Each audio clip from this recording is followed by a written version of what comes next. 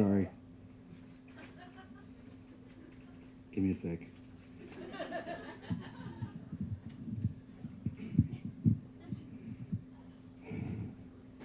When I was in middle school, Thursday nights on CBS at 9/8 Central were CSI crime scene investigation nights.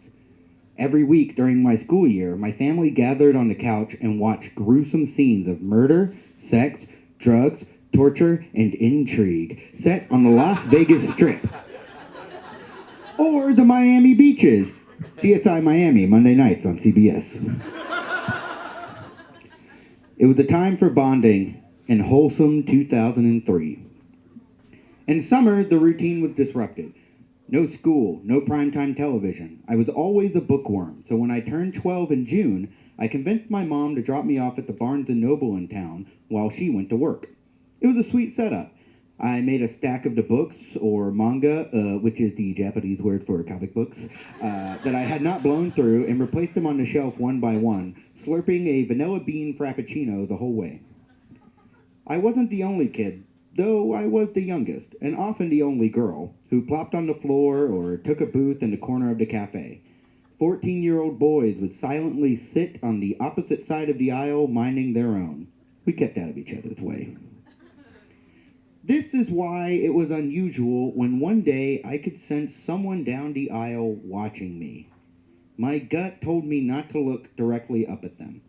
They were leaning against the shelf. That was all I could determine. That and how tall he was.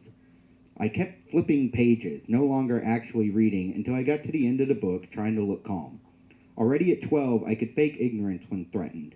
I replaced the book and moved to another aisle. The stranger moved as well. I pretended to slowly browse in the self-help section, then turned another corner. Still, there he was.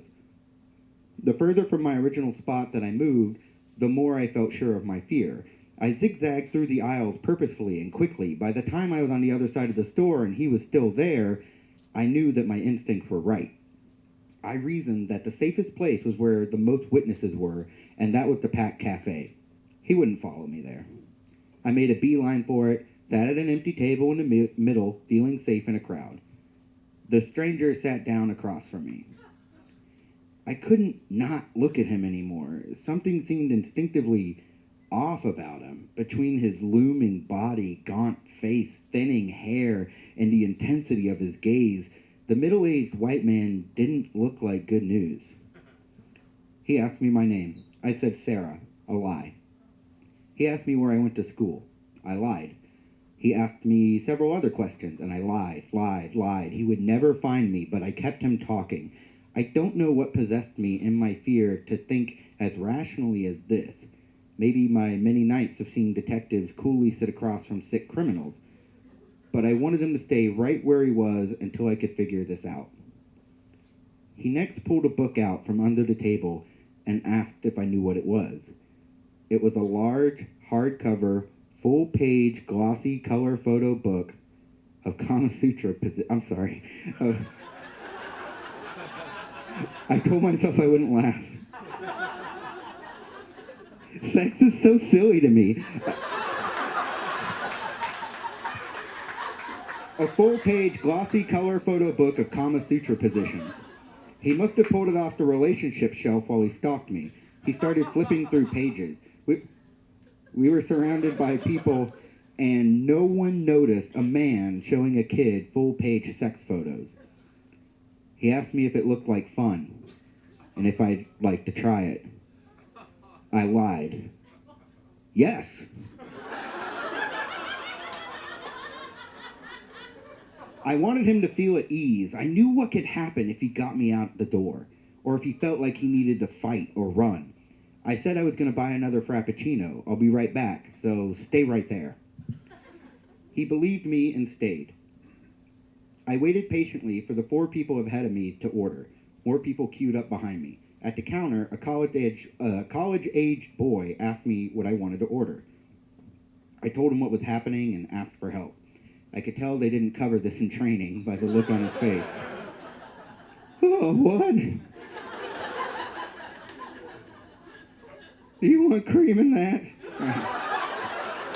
Wait, hang on. I didn't think that through. sorry, Bree. I did not think that through.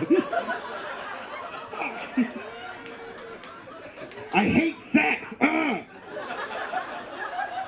I told him what was happening and asked for help. I could tell they didn't cover this in training by the look on his face. Still, he told me to wait by the door that led to behind the bar, and he went to the phone to telephone a manager. My rescue and the stranger's arrest were well underway. My adrenaline had been racing, and now that I felt safe, finally, and I got dizzy with relief. But then a woman who had overheard us started to scream at the stranger, making a huge scene on my behalf. Exactly what I didn't want. She worked at the county jail and saw scum like him every day. She could not wait to see him locked up with the rest of them for preying on the innocent. He bolted right out the glass doors, gone. The store called the police, but it was too late. This woman couldn't control her fury nearly as well as I'd control my fear. The staff kept me behind the register while they called my mom, and I overheard the woman speaking about the stranger, that he'd been in the store before and never been arrested. Why couldn't any of these grown people keep a man restrained until the police could come? The police arrived and asked for a statement. My mom came soon after, freaking out. A cop picked someone up off the street and asked me to identify him. He looked nothing like the stranger except for someone white and middle-aged. They let him go, and that was the end of it. I wasn't allowed to go anywhere unsupervised for quite some time. It was years before we went back to the Barnes & Noble. But when school started and primetime returned, our routine came back with it.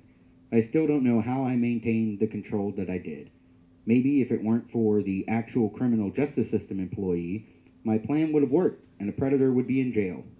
At least thanks to the calm demeanor and intuition I learned from Dr. Gil Grissom every week. He's on CSI. I had to look that up. I wasn't kidnapped and didn't die. P.S. If you're wondering why it wasn't Law & Order SVU that prepared me, it aired after my bedtime, 'cause I was 11. Thanks for nothing, NBC.